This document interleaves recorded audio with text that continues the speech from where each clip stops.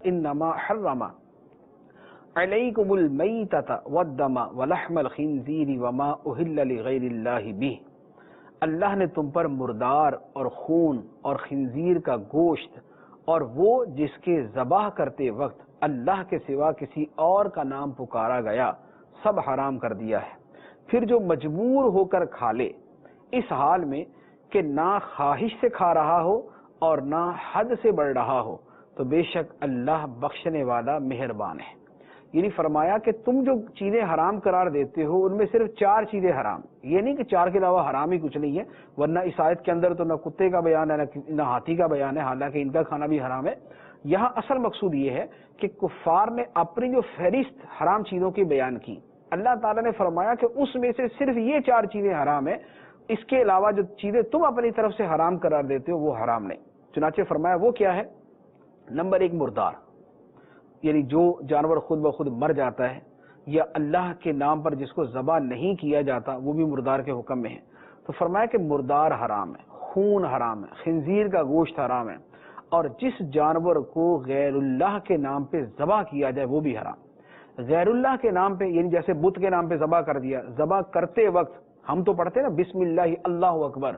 یا اللہ کا کوئی اور نام لے لیتے ہیں لیکن موسٹلی بسم اللہ اللہ اکبر پڑھا جاتا ہے۔ اب بسم اللہ اللہ اکبر کی جگہ وہ یہ کہہ دیا جائے کہ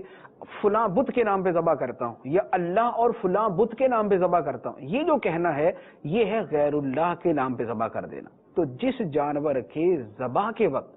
اللہ کے علاوہ کسی اور کا نام لیا جائے وہ جانور حرام ہو جاتا۔ یہ جانور بھی بیسیکلی تو المیتہ میں داخل ہے، جو سب سے پہلا لفظ ہے انما حرم علیکم المیتہ، میتہ میں یہ بھی داخل ہے، لیکن چونکہ یہ تھوڑا سا ایک اسپیشل کیس ہے لہذا اس کو جدا گانا بھی اللہ تعالیٰ نے بیان فرما دی۔ یہاں پر ایک اور بات بھی سمجھانے کی ہے،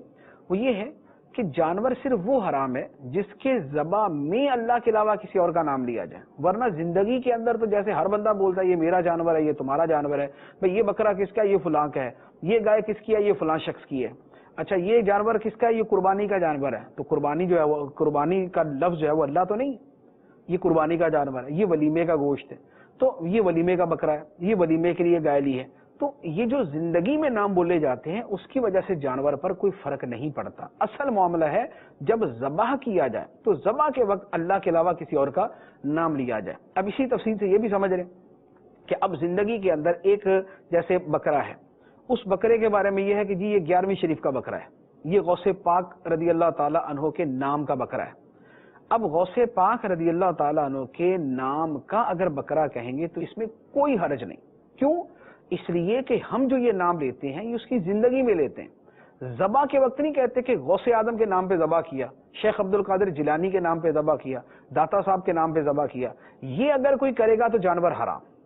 یہ اگر کوئی کرے گا تو جانور حرام، لیکن ایسا مسلمان پوری دنیا کے اندر کوئی نہیں کرتا۔ زندگی میں اب اس کو ولیمے کا بکرا کہیں یا اسے جناب زید عمر بکر کا کہیں یا اسے غوث پاک کا کہیں یا اسے کسی بھی ولی کی طرح منسوب کر دیں، اس میں ذرہ برابر کسی قسم کا کوئی مسئلہ پیدا نہیں ہوگا۔ مسئلہ تب ہے جب اس کے ذبح کے وقت اللہ کے علاوہ کسی اور کا نام لیا جائے کہ اس نام کے اوپر اس کو ذبح کیا جائے، اب وہ جانور حرام ہو جائے گا۔